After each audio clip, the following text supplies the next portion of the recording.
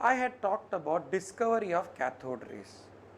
Okay, I told you that they were thinking that rays are coming from the cathode towards the anode. Is this point clear?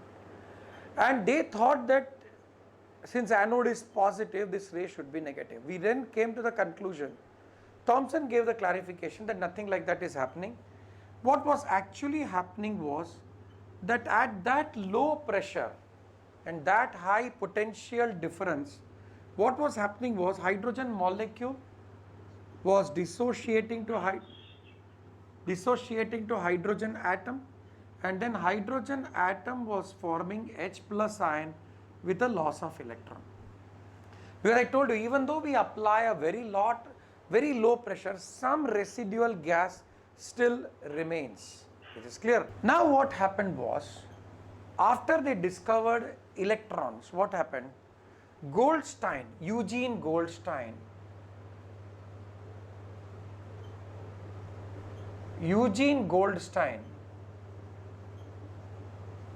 in the year 1896. Now he started thinking, okay, if there is, first of all, the myth of atom being the smallest particle was broken, so it was confirmed that atom has got electrons. So Eugene Goldstein thought that if there is a negatively charged particle, then there must be a positively charged particle as per the explanation given by Thomson. So what he did was, he modified the cathode ray tube. What he did was, this cathode, the negatively charged electrode, he made perforations. Perforation means what? Holes. So this was a perforated cathode. This was a perforated cathode. And then on this side of the glass tube, same thick glass tube with connected to vacuum, 10,000 volts. And this was 10 raised to 3 millimeter or torr, 10 raised to 3 millimeter of mercury. All this is correct. And then what he did, this green what we have shown over here is a fluorescent zinc sulfide screen. It is not fluorescent. Any light or any particle falling on it will make it fluorescent. Zinc sulfide is not fluorescent. It shows the property of fluorescence. Remember that. Okay. So what happened when he started the electric current? He realized that the zinc sulfide screen got, what do you call? Lighted. Okay. So he said that means there is a positive particle. That means this theory, that first of all, what is the advantage? He proved this theory of Thomson that yes, there is a gas, the smallest particle of the gas is atom. Till that he was following Dalton. And then he said that that atom is dissociating and giving subatomic particle. He said electrons, which is negatively charged. This fellow said that there is a positively charged ion. And it is that positively charged ion which is moving through the perforation and it is hitting the, what do you call it? It is hitting the zinc sulfide screen. It is hitting the zinc sulfide screen. Is this point clear? Now remember, directly he did not come to the conclusion that this is proton. He called this as canal rays. Why did he say it is canal rays? Because we have to look at the properties of canal rays.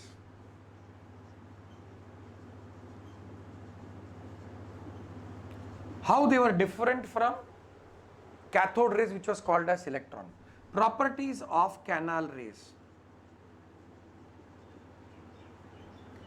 First and foremost, it also moved in a straight line. So canal rays moved in a straight line.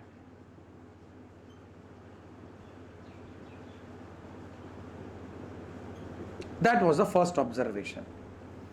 The second observation was, it is positively charged.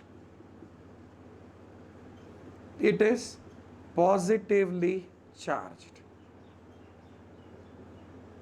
Okay, how do they know it's positively charged? Because it was moving towards a negative electrode, they shifted the cathode over here and they realized that it got bent. It bent towards the negative. So therefore they clearly realized it is affected by electric and magnetic field. It is affected by electric and magnetic field. So you say, sir, let us call it as proton. No. One of the most important point that they realized was the fourth point. That is the E by M ratio. So moment they got this, what did they do? They went to the Thomson experiment type. They tried to find out the E by M ratio. What did they realize? That unlike cathode rays, whatever be the residual gas, the E by M ratio remained the same. What was the E by M ratio? 1.75 into 10 raised to minus 11 coulomb per gram. Remember that. Again and again I am telling because this is a factual question. What they realized over here was that the E by M ratio was not the same for all gases. E by M ratio was dependent on residual gas. And that is correct. Because suppose if I say hydrogen molecule became hydrogen atom and then a hydrogen ion plus an electron. Suppose if the residual gas was nitrogen gas would form a nitrogen atom and that will form nitrogen positively charged ion. So obviously when you look at E by M, okay, what happened was charge. Thomson's by modifying Millikan's oil drop experiment, they realized that it has a positive charge and the value of the charge was plus 1.6 into 10 raised to minus 19 of a coulomb. Remember, that does not make positive higher than negative. The charge, the magnitude of the charge is 1.6 into 10 raised to minus 19 of a coulomb and it has a positive charge. It's just moving towards the negative, so it's positive charge. So both are equal and opposite. So don't think that electron is minus, so it is less. We are not going by the scale. We are going by the fact that the charge is negative and the charge is positive.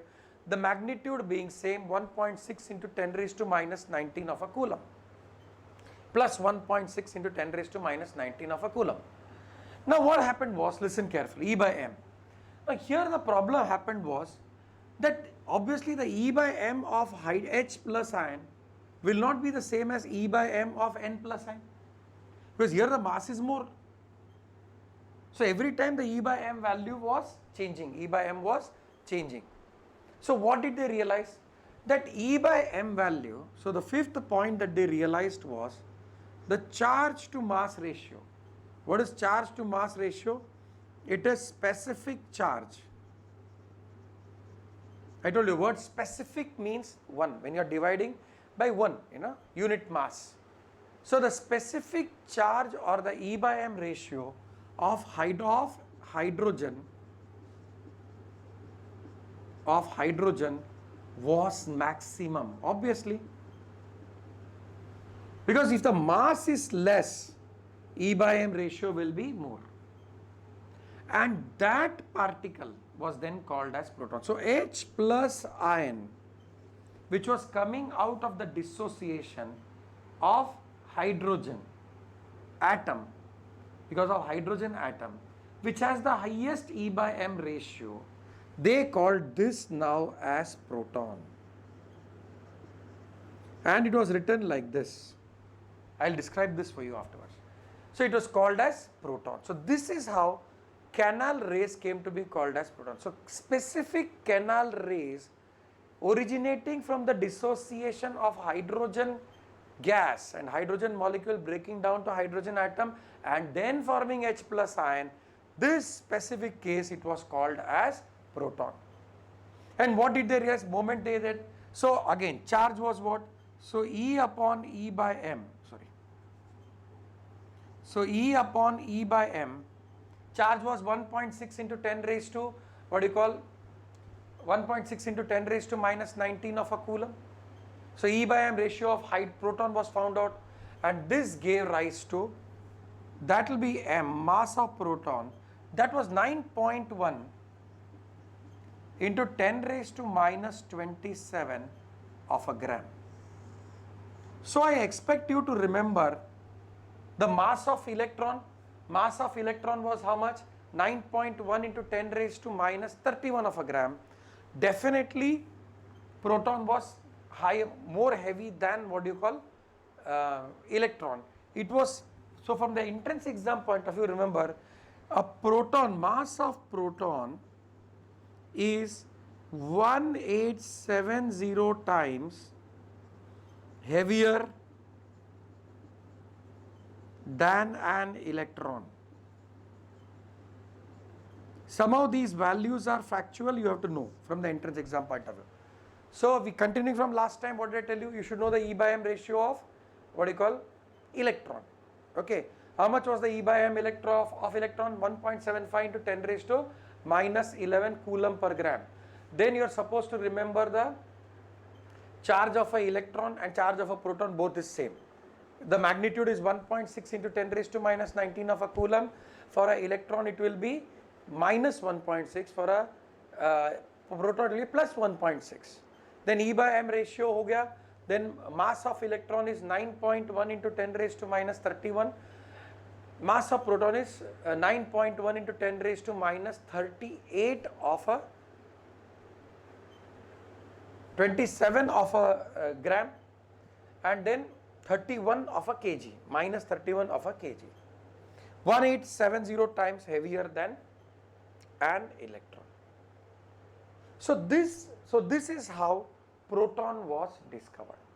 This is how proton was discovered. Now what happened was, somewhere Rutherford suggested the presence of a neutron. You know why he suggested presence of neutron was, the logic was, what Rutherford applied was,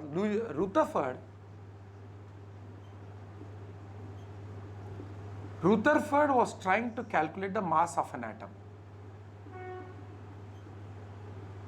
Okay, suppose if I am trying to calculate the mass of sodium, at that time, you know, we were only aware of what you call mass of electron, mass of what you call proton. So he could know, because by that time there were people who had set up an instrument called as a mass spectrophotometer. Bragg's, it's called as Bragg's mass spectrophotometer. So they could actually find the mass of, say, sodium atom. So what he did was, he realized it has 11 protons, so 11 into mass of proton plus 11 into mass of electron. When he totaled this was less than mass of sodium atom, found experimentally.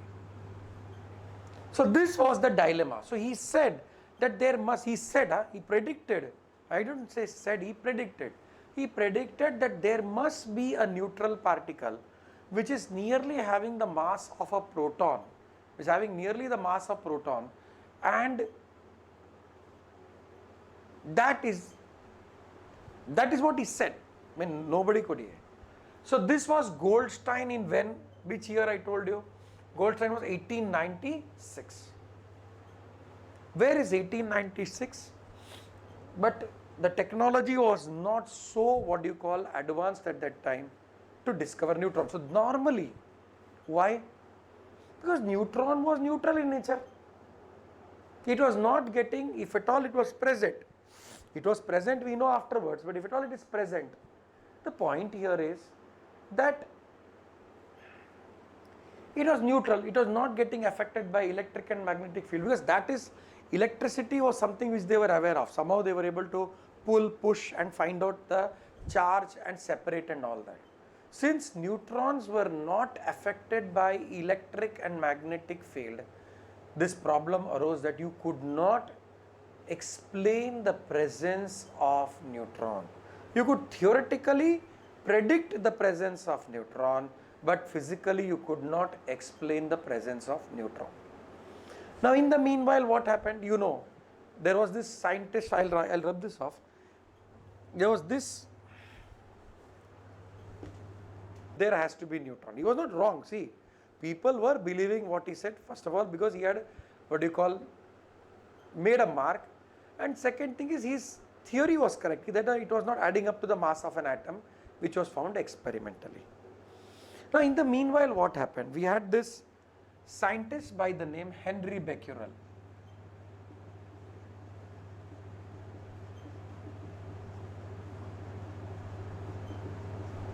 Now, this Henry Becquerel, he came across an interesting observation. What happened was, in his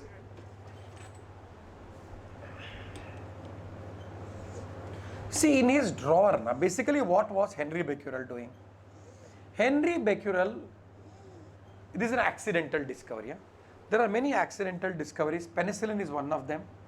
See, it's not that penicillin is an accidental discovery by Alexander Fleming. I told you last time also that the Greek and the Arab civilization were very, very, what you call, forward in A. The Egyptians used to use a mold rotten bread to cover wounds. So they were aware of penicillin at that time. Only thing is, nobody studied their medicinal concept. It's just clear. It's not that every time A. So what was Henry Becquerel doing? Henry Becquerel's area of study was, he was studying the properties of uranium metal.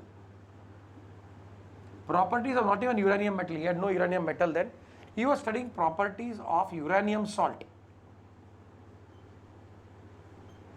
He was studying the properties of uranium salt. So after the day's work, what happened was, he kept the uranium salt, in the lowest drawer, and the key of that lowest drawer he kept in the second drawer, and he had kept photographic plates. Now this was not intentional, this is unintentional. He had to keep it here and then keep the key here, because the first drawer had unexposed photographic plates. It had unexposed, and photographic plates were very expensive because they used silver bromide those days. Now what happened was, when he subsequently exposed the photographic plates, he found the impression of the key. So what happened was, in the photographic plate was already exposed, and the impression of the key was there on the photographic plate. You can immediately understand, money is lost.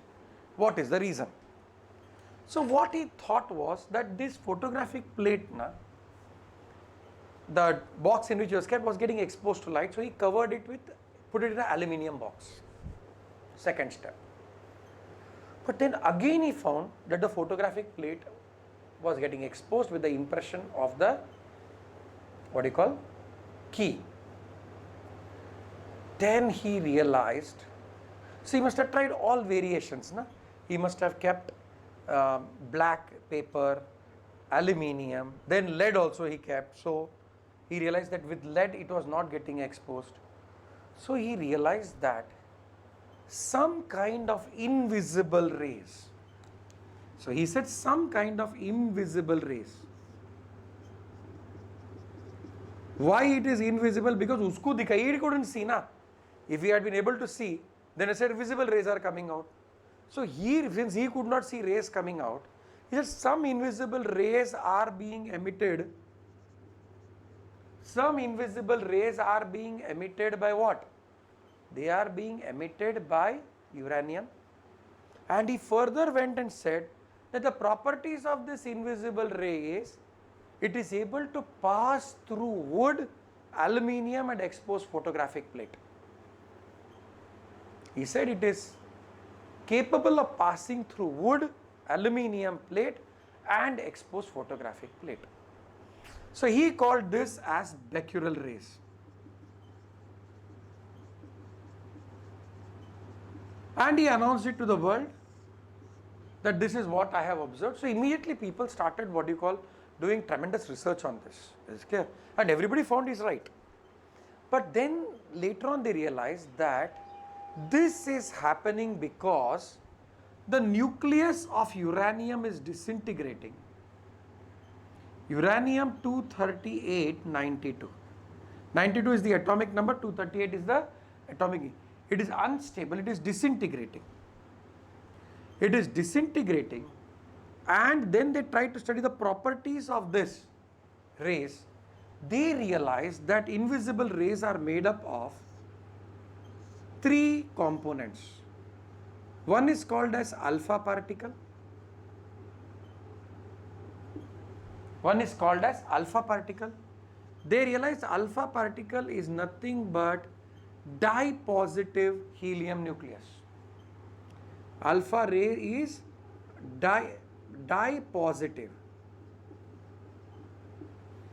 Dye-positive means it has a charge of +2.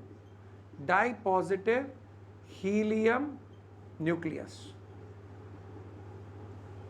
Okay, means a charge of 2 into plus 1.6 into 10 raised to minus 19 coulomb. What is the logic? Very simple. See, helium has got 2 protons, 2 neutrons and 2 electrons. So if you knock off the 2 electrons, then obviously the positive charge is going to take over. That species will have charge +2, and that was alpha particle. Then later on they realized that beta particle is nothing but an electron, and gamma is electromagnetic radiation.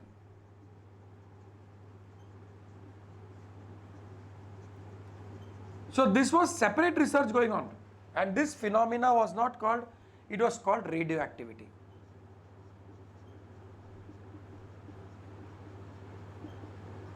So it was called radioactivity. Now see how one gets connected to the other. Now what happened was that moment radioactivity was discovered, Chadwick, there was a scientist by the name Chadwick. So this Chadwick in 1932, can you imagine 1896. So Eugene Goldstein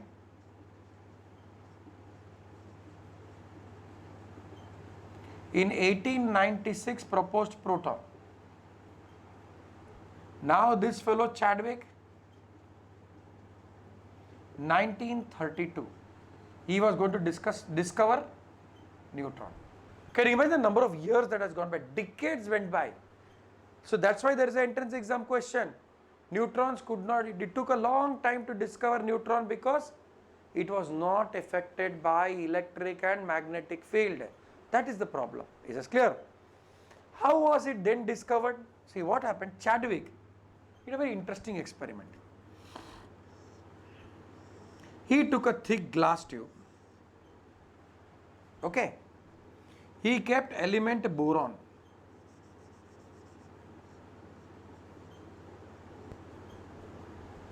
It's just mischief. He just said, "Chalo, kuch to karte hain. Let us do something."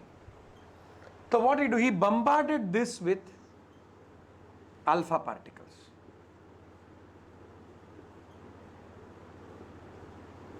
He just bombarded this with alpha particles. Let us see what happens. After about 4 or 5 days, he realized that this boron was not existing. Boron is gone. There is no solid boron left. He thought, what has happened? So what did he do? He made a hole, carefully took out the sample to see what is there inside. What has happened to boron? Has boron evaporated, boron sublimed, boron got disintegrated? What has happened? So he realized that now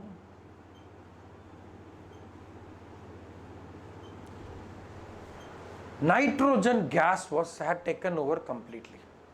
So what was the reaction he did?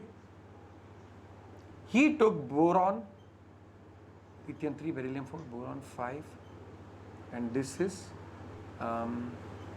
11. So this was what he did. He took boron, he bombarded it with alpha particle, okay, and he realized that he was getting a new element.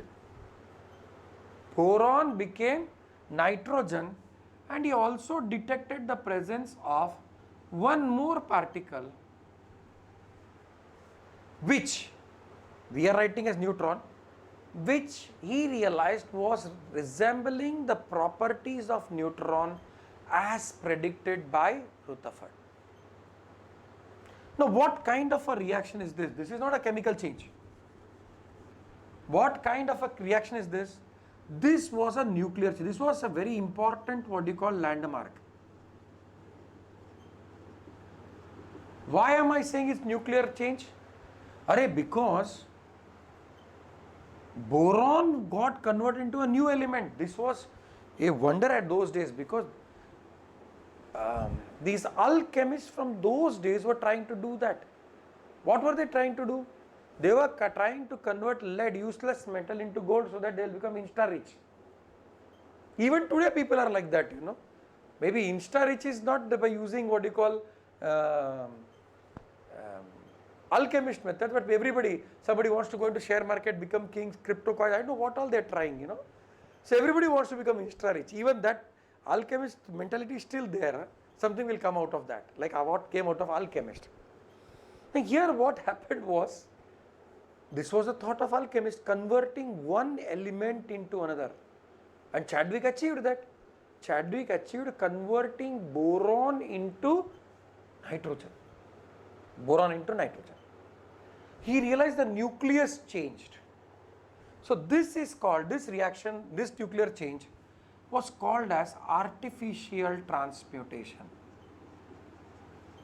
It was called artificial transmutation.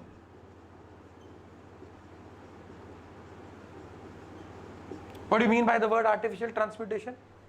Transmutation means through change a new element was formed. So artificial transmutation. So when this artificial transmutation was discovered or found, that you could bombard an element with alpha particle, protons, neutrons, later on they used all other particles, one element gets changed into another, and in the process what happens, some extra particles are what do you call released, and this extra particle happened to be neutron in this case. This extra particle was neutron. So this is how neutron was discovered, and you can imagine how many years, 1896 to 1932. Then of course he did with another element, this transmission. He took beryllium, lithium 3, beryllium 4. So this was, beryllium was I think 10. He bombarded with alpha particle, helium 4 2. He got carbon 6, 12 plus 1 neutron. I'll tell you, 12 plus 1, 13.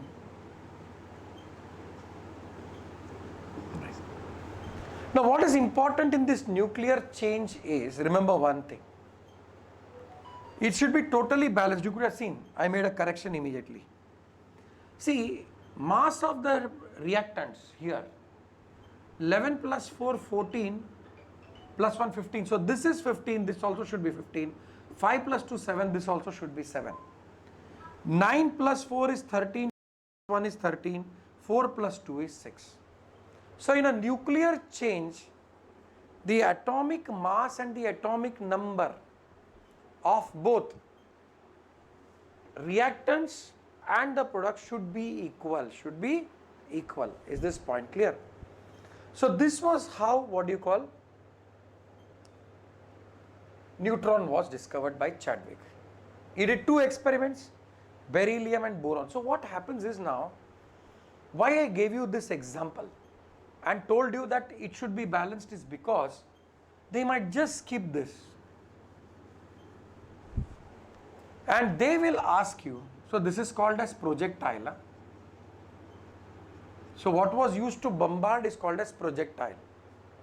So how does an entrance exam question arise from this? They'll give this. And then they'll ask, what is the projectile? So then you have to understand 14 plus 1 is 15, either 11 hai. So this fellow should be 4, whoever is a projectile. 5, so this has to be 2, so then you know it's alpha particle. They might give a different reaction and then ask you what is the projectile. Are you understanding? So now, having discovered neutron got discovered much later. Is this clear? By the time protons and electrons were discovered. Then before jumping into the atomic model, we have to learn two more aspects. One is the idea of isotopes and isobars. That came about even before what you call the discovery of neutron. It is clear. Metals, it varied. So what did he do?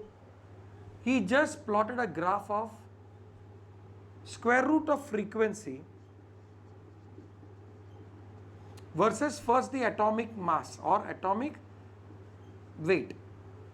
He got a graph like this. Now this graph had no correlation. This graph had no correlation.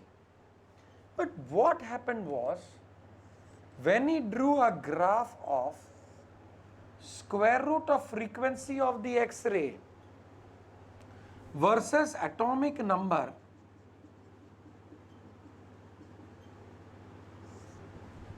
he realized that if this is the atomic number, this is the frequency, it was matching with what was experimentally found out. So that is how Moseley came to the modern periodic law, that the properties of elements, in this case, what property he has studied? The frequency of the X-rays emitted when electrons were bombarded, cathode rays were bombarded on metal, was a periodic function of the atomic number. So this was one more thing which was actually a part of structure or the study of structure of atom. Then this will lead to periodicity of element, Mendeleev table and all that is afterwards. It is clear. Modern periodic law. But the origin of modern periodic law was this experiment done by Moseley, and he realized that atomic number is a fundamental particle, and then he realized that atomic number is nothing but number of protons or the number of electrons present in a atom of an element. This is clear.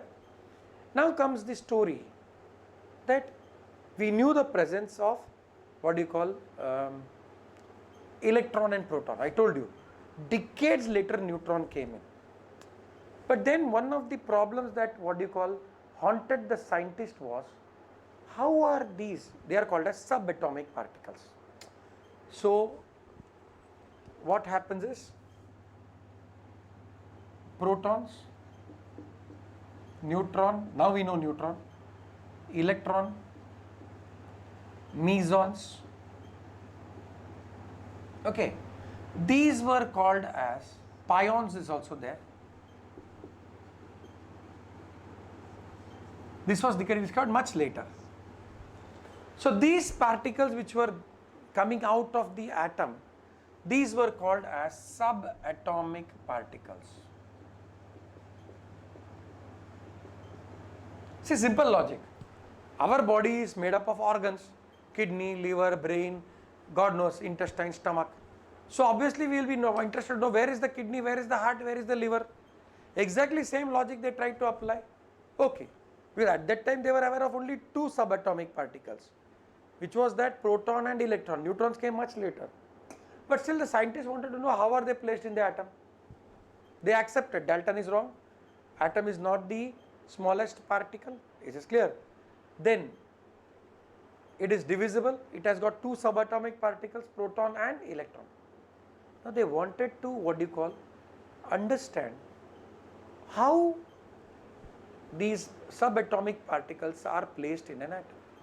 Now obviously atom was so small that it is not in the resolution of human eye, they could not see it. So what happened? Scientists proposed various models.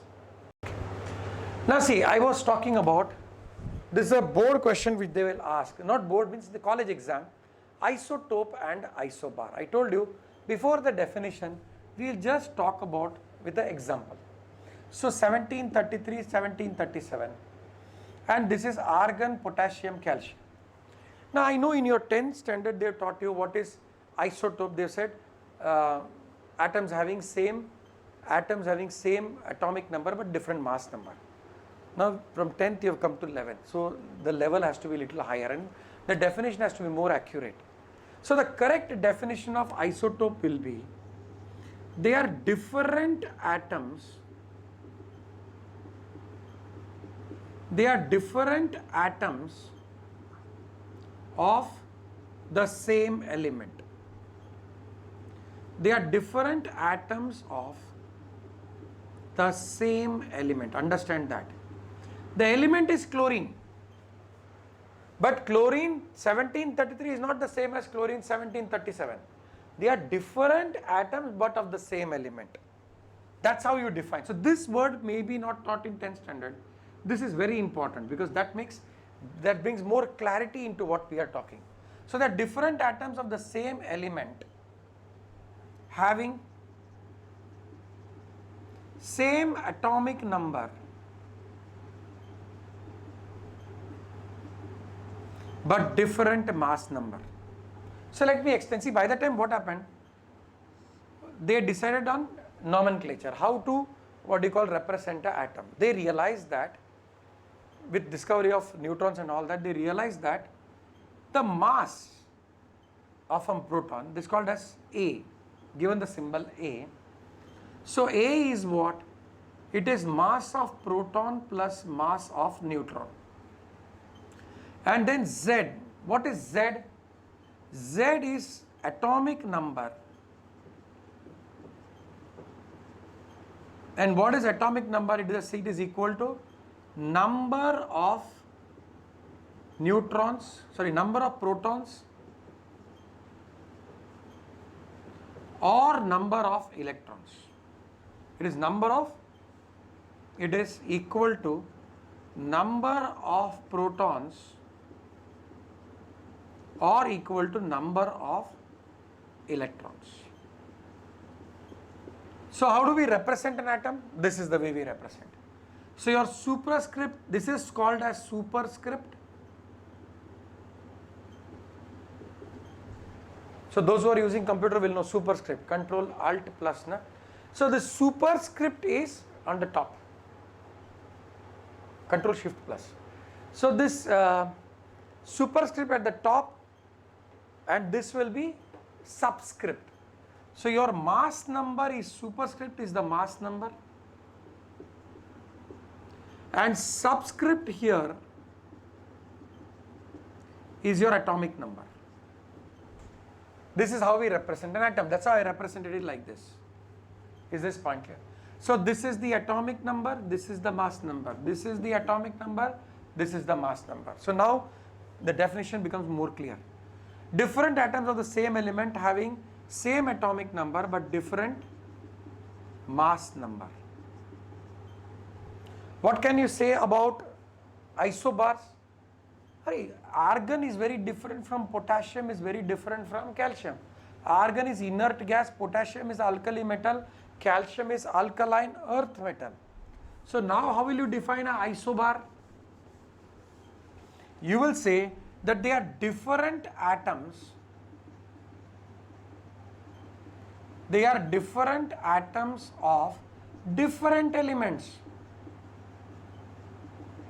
They are different atoms of different elements having same mass number but different atomic number. But different atomic number. Okay. Now one thing they realized after that atomic number represents the number of electrons, and then they realized that electronic arrangement decided the chemical property, especially the outer electronic configuration, because we had the concept of valency, electronic concept of valency. So electronic concept of valency said that the chemical property of an element is a function of its outer electronic configuration. So atomic number gave you an idea of the outer electronic configuration. That means if the atomic number is same, they had same chemical properties. They had same chemical properties, but different physical properties. A very important thing. I'll explain this with an example. Here they are different atoms only. How can you say there is something commonality between argon, potassium and calcium?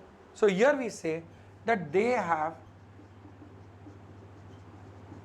different physical and chemical property.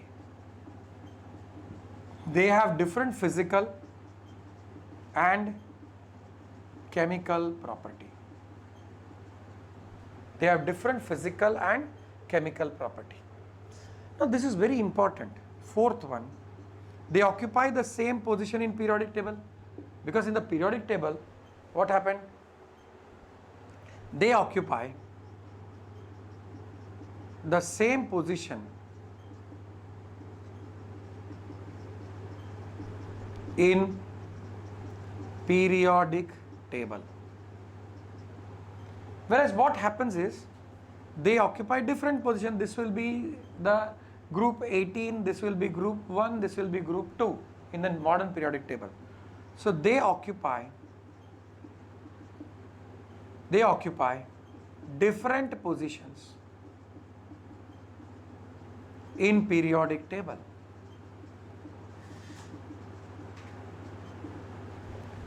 So then comes the last part, the fifth point. They are separated by physical means.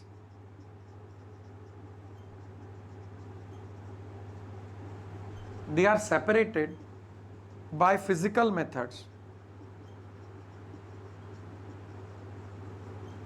Whereas what happens over here?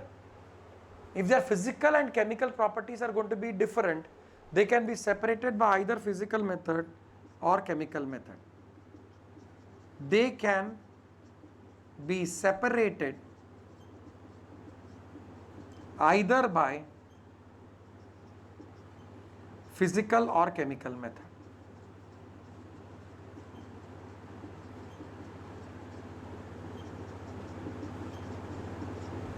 And a very interesting case of this, isotopes. Separation of isotopes by what do you call physical means. One of the biggest problems that is today politically happening is a problem between Iran and America. What is the problem with Iran? Iran has been able to what do you call enrich uranium. You must have heard about this, enriched uranium. And so they will be able to make a bomb, and this is the problem and the threat that Iran probably is giving to US. I mean, Israel is the nearest one. So what is this that they have done? Very much related to what we are talking.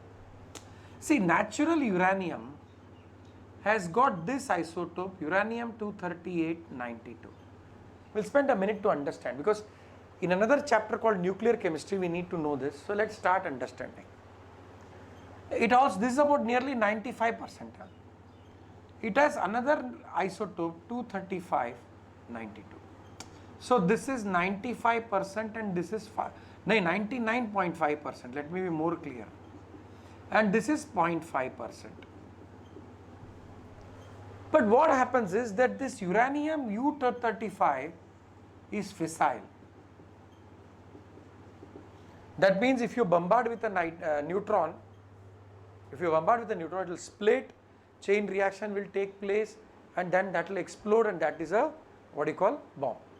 That is the bomb, nuclear bomb. Now what happened was, listen carefully. Now these are isotopes, chemical property is same, so you cannot mix it, use some chemical means to it. So what they originally did was, they reacted this with fluorine. So you got a isotope uranium-92-38 hexafluoride and uranium-235 hexafluoride. Both are gas. Once they are gas, what they are doing is they are centrifuging the gas. So the heavier uranium-238 comes to the center, and the lighter goes to the side of the centrifuge. Then it is connected to another centrifuge. This is called cascade process, one after the other. And so by that method, they say Iran has been able to achieve 5% enrichment. 5% enrichment means you can use it in nuclear reactor. When you reach 95% enrichment means again going on using that centrifuge again and again and again, using the physical method that lighter uranium is on the closer to the walls of the centrifuge, heavier to the center. Then what happens? If you reach 95%, this is bomb grade. You are ready to make an atom bomb. Is it clear? So very practical application of this statement, that their physical properties are different, chemical properties are same, they can be separated by physical methods. Is it clear? So this is about isotope and isobar. It is clear. Now one more thing is about this atomic number, mostly point is still remaining. That is, what happened was, how did we come to this modern period